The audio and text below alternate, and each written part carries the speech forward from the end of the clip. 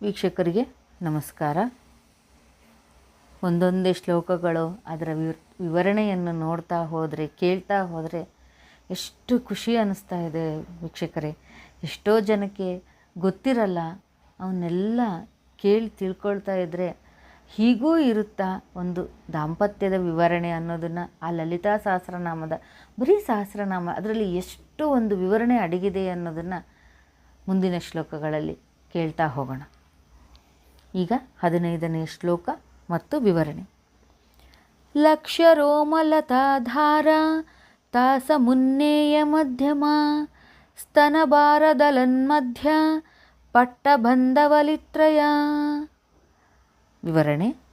ಆ ಮಹಾಮಾತೆಯ ನಾಭಿ ಪ್ರದೇಶದಲ್ಲಿನ ನೂಗಾರು ಎನ್ನುವ ಬಳ್ಳಿಯಲ್ಲಿ ಅರಳಿದ ಮುಕ್ತಾಫಲಗಳು, ಆಕೆಯ ಸ್ತನಗಳು ಭಕ್ತ ಶಿಶುಗಳಿಗೆ ಮುಕ್ತಿ ಕ್ಷೀರವನ್ನು ಪ್ರಸಾದಿಸುವ ಮುಕ್ತಿ ಫಲಗಳು.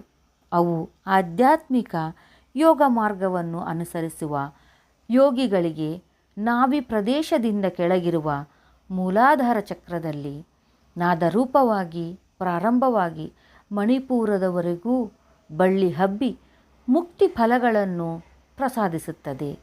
ಮಣಿಪೂರ ಜಲ ಸಂಬಂಧವಾದುದು. ಆ ಫಲಿಗಳಿಗೂ ಆ ಬಳ್ಳಿಗೂ ಆಧಾರಭೂತವಾದ ಜಗನ್ಮಾತೆಯ ಕಟಿ ಅಂದರೆ ಸೊಂಟ. ಆ ಕಟಿ ಪ್ರದೇಶವು ಚಿನ್ನದಲ್ಲಿ ಅಳವಡಿಸಿದ ವಜ್ರದ ಆಭರಣಗಳಿಂದ ಅಲಂಕೃತವಾಗಿದೆ.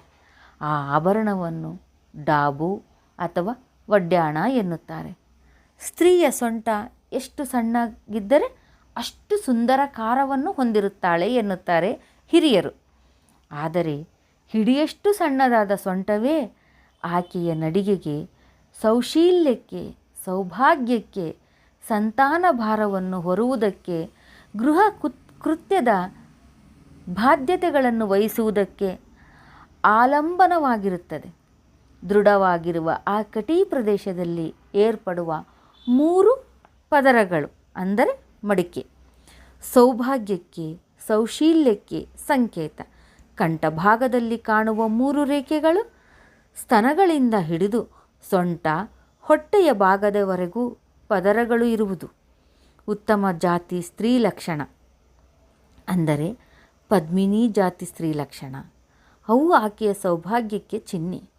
ವಕ್ಷಗಳ ಕೆಳಭಾಗದಲ್ಲಿ 3 ಮಡಿಕೆಗಳುಳ್ಳ ಗಟ್ಟಿಯಾದ ಪಟ್ಟಿ ರವಿಕೆ ಇಲ್ಲದೆ ಮೊಲೆಗಟ್ಟು ಇರುವಂತೆ ಸೊಂಟಕ್ಕೆ ಡಾಬು ಎನ್ನುವ ಆಭರಣ ಶರೀರದ 3 ಮಡಿಕೆಗಳಿವು. ಸೊಂಟಕ್ಕೂ ದೃಢತ್ವವನ್ನು ನಿಲ್ಲುವ ಸಾಮರ್ಥ್ಯವನ್ನು ಕೊಡುತ್ತದೆ. ಎಷ್ಟು ಚೆನ್ನಾಗಿ ವರ್ಣನೆ ಮಾಡಿದ್ದಾರೆ ವೀಕ್ಷಕರೇ.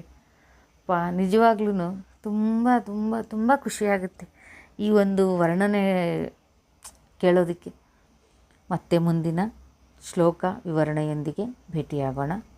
ಧನ್ಯವಾದಗಳು.